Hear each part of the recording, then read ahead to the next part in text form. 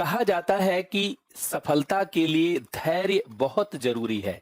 बिना धैर्य के कोई महान सफलता अर्जित नहीं की जा सकती है। इस दुनिया में जिसे सबसे सफल व्यक्ति माना जाता है वो अमेरिका के 30वें राष्ट्रपति कैल्विन कूलिज थे। कैल्विन कूलिज से ज्यादा सक्सेस इस दुनिया में किसी भी व्यक्ति को नहीं माना जाता है। कई बार लोग कैल्विन कूलिज से पूछते थे कि आप इतने सफल कैसे हुए, तो उनका जवाब होता था कि इसके लिए पेशेंस एंड परसिस्टेंस, धैर्य और लगातार कोशिश निर्णायक रही है। मैं थोड़ा सा परिचय दिला दूं आपको। कैल्विन कूलिज अमेरिका के न केवल राष्ट्रपति रहे बल्कि अमेरिका में वो उपराष्ट्रपति भी रहे, वाइस प्रेसिडेंट भी रहे। वो अमेरिका में गवर्नर भी रहे राज्यों के, और लेफ्टिनेंट गवर्नर भी रहे, और मेयर भी रहे। इसके अलावा हाउस ऑफ रिप्रेजेंटेटिव के भी मेंबर रहे, और सीनेट के भी मेंबर रहे, और सीनेट के प्रेसिडेंट रहे। ऐसे अनेक पदों पर रहने का सौभाग्य कैल्विन कूलिज को प्राप्त हुआ, और अमेरिका के 30वें राष्ट्रपति के रूप में 1923 से 1929 तक जानते हैं वो प्रतिष्ठित रहे। कैल्विन कूलिज हमेशा कहा करते थे कि nothing will take the place of persistence and determination. Persistence and determination are alone omnipotent, अर्थात धैर्य और लगातार कोशिश अपने आप में सर्वव्यापी है, सर्वनिर्णायक है। लेकिन आप जानते हैं पूरी दुनिया में धैर्य का प्रतीक किसे माना जाता है? माता सबरी को। विश्वास, धैर्य और उत्साह का प्रतीक इस दुनिया में माता सबरी से बड़ा कोई नहीं हो सकता। आप सभी को ज्ञात होगा, माता सबरी दंडकारण्य वन में मतंग ऋषि के आश्रम में रहती थी। ऋषि मुख पर्वत जहां 10,000 ऋषि रहते थे और अपनी साधना करते थे, वहीं महान संत और महान ऋषि मतंग ऋषि का आश्रम था, और उसी आश्रम में माता सबरी रहती थी। ऋषि मतंग बहुत ही पहुंचे हुए संत थे। एक तरीके से आप कह सकते ईश्वर के ही वो दूसरे रूप थे। सबरी के भाव से, सबरी की श्रद्धा से वो बहुत प्रभावित रहते थे। सबरी बहुत ही अलग प्रकार की उनकी शिष्या थी।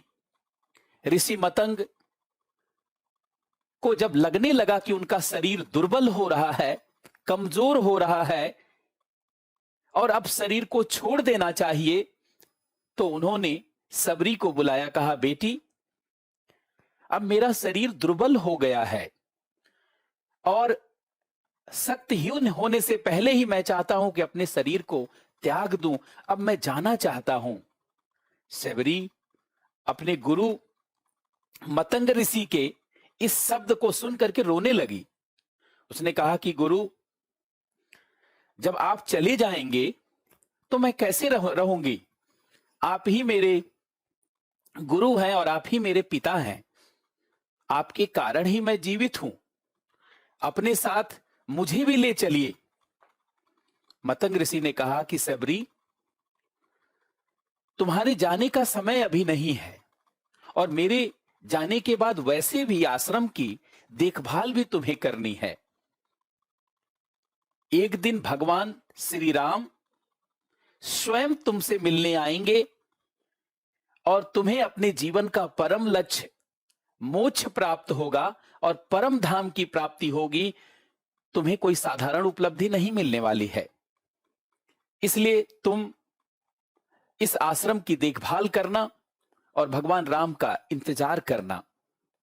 कहा जाता है कि मतंग ऋषि इसके बाद परम धाम को चले गए। सबरी ने अपने गुरु की बात मानते हुए रोज भगवान राम का इंतजार करती।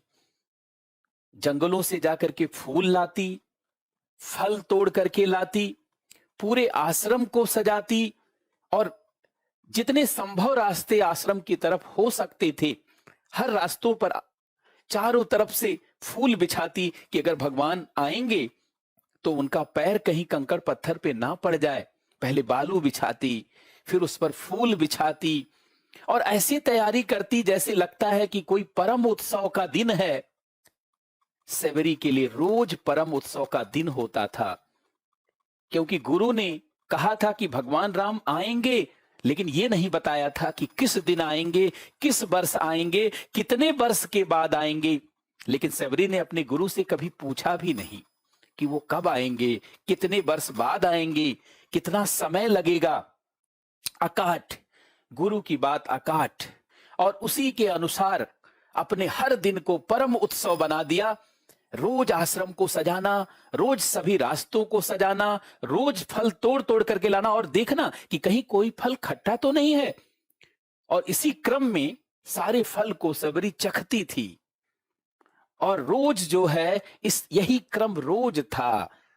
कहा जाता है कि बहुत वर्ष बीत गए, वर्षों वर्ष बीत गए, और सेवरी स्वयं बहुत बूढ़ी हो गई। उसका शरीर भी निस्तेज होने लगा, शिथिल होने लगा। सेवरी को देख करके आश्रम में बाकी जो ऋषि और संत थे या बाकी लोग थे, वो कहते थे, सेवरी तुम क्या रोज उत्सव जैसा माहौल बना करके रखती हो? अरे गुरु ने ऐसे कह दिया होगा, तुम्हारे उत्साह को बनाए रखने के लिए, तुम्हारे धैर्य को बनाए रखने के लिए, तुमको शांत करने के लिए। सेवरी कहती कि नहीं, मेरे गुरु कभी भी कोई गलत बात नहीं बोल सकते, जरूर भगवान राम आएंगे। और इस तरीके से सेवरी अनवरत लगी रही और बरसों बरस बीत गए। लेकिन एक दिन वास्तव में भगवान राम आए। गोस्वामी तुलसीदास ने लिखा है कि सेवरी देख राम गृह आए, मुनि के बचन हरस ही भाए। सेवरी ने देखा कि भगवान राम आ चुके हैं, और सेवरी की तैयारी तो रोज भगवान राम के लिए थी, उसको कोई स्पेशल तैयारी नहीं करनी थी। वही सब फूल बिछे हुए, वही सारा आश्रम सजा हुआ, सारा दीपक जल रहा है, दिवाली जैसा माहौल, और सारे फल को चख चख करके सेवरी ने रखा हुआ। और जब भगवान राम आए तो सेवरी ने बहुत उनकी वंदना की, उनकी आराधना की, उनको फूलों के आसन पर बैठाया और अपने हृदय के आसन पर उच्च भाव के साथ, और बैर खाने के लिए दिया, जो चखने के क्रम में सारा बैर जूठा हो चुका था। लेकिन भगवान राम को तो सारा भाव, भक्त के सारे श्रेष्ठ भाव तो उन्हें पहले से ही ज्ञात था, उनको पता था। उन्होंने वो फल खाया, लक्ष्मण को भी खाने के लिए दिया। लक्ष्मण नहीं ले रहे थे, भगवान राम ने स्वयं अपने हाथ से उनको दिया। अब भगवान राम के कहने के नाते उन्होंने ले तो लिया, लेकिन उस बैर को खाया नहीं।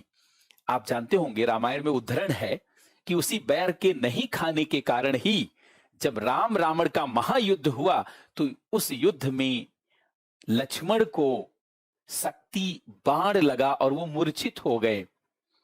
अगर किसी महान भक्त या किसी महान जानते तपस्वी व्यक्ति की किसी चीज को आप नकारेंगे, उसके श्रेष्ठ भाव को नकारेंगे, तो आप निस्तेज हो सकते हैं, चाहे आप लक्ष्मण ही क्यों ना हो।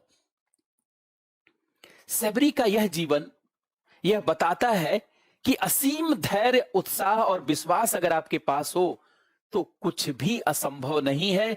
जीवन में सब कुछ प्राप्त किया जा सकता है, बशर्ते सेवरी जैसा धैर्य रखो। भगवान राम जब मतंग ऋषि के आश्रम में आए, सेवरी के पास बैठे, तो भगवान राम ने सेवरी को नवधा भक्ति, 9 प्रकार की भक्ति का उपदेश दिया और बताया कि सेवरी, आपकी जो भक्ति है वो परम श्रेष्ठ है। अगर किसी भी व्यक्ति के पास ऐसी भक्ति, ऐसा भाव, ऐसा धैर्य होगा तो ईश्वर के पास उसे जाने की जरूरत नहीं है, ईश्वर स्वयं उसके दरवाजे पर आएगा, ईश्वर स्वयं उसके पास आएगा। और सेवरी, तुम्हारा धैर्य, तुम्हारा विश्वास, तुम्हारा उत्साह चरम स्तर का रहा। ब्रह्मांड की सारी शक्तियों को तुमने हिला दिया और मुझे तुम्हारे पास स्वयं आना पड़ा। माता सेवरी का यह जीवन और यह जीवन का जो आचरण सभी मानवता के सामने एक संदेश प्रस्तुत करता है कि अगर आप जीवन में कोई भी निर्णय लेते हैं तो उसमें चरम स्तर का विश्वास और उसको लेकर के उत्साह और धैर्य को बना करके रखें, क्योंकि अगर आप कोई निर्णय लेते हैं तो आप अकेले नहीं होते हैं। ब्रह्मांड की समस्त शक्तियां जानते हैं, आपके साथ होती हैं, क्योंकि आप ऐसे तरंगे उत्पन्न करने लगते हैं कि ईश्वर का भी एंटीना जो है वो हिलने लगता है। जानते हैं, वहां से ब्रह्मांड की शक्तियों में आप लय पैदा करने लगते हैं, लहर पैदा करने लगते हैं। और माता सबरी ने अपने धैर्य, विश्वास और उत्साह के माध्यम से सभी मनुष्यों को, दुनिया के सभी मनुष्यों को, ना केवल भारत के लोगों को, सनातनी लोगों को, बल्कि दुनिया के सभी लोगों के को एक महान संदेश दिया है।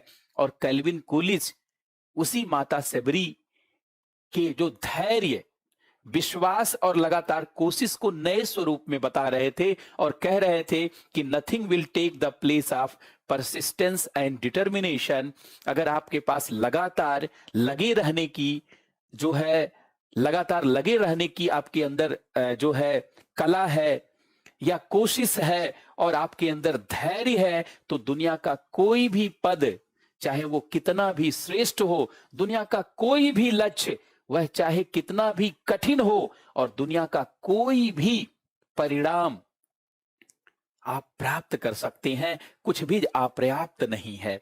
इसलिए हम सभी लोगों को माता सबरी के धैर्य, विश्वास और उसको लेकर के उत्साह के लिए जो उनका जिस तरीके का ओरिएंटेशन था, जिस तरीके का उनका जो है ईश्वर के प्रति समर्पण था, उस सभी से हम सभी लोगों को प्रेरणा लेना चाहिए और अपने जीवन में अपने लक्ष्य को लेकर के, अपने जो है स्वप्न को लेकर के जो भी आपने निर्णय लिया है, उसको लेकर के लगातार विश्वास बनाए रखना चाहिए, उत्साह बनाए रखना चाहिए और धैर्य को धारण करना चाहिए।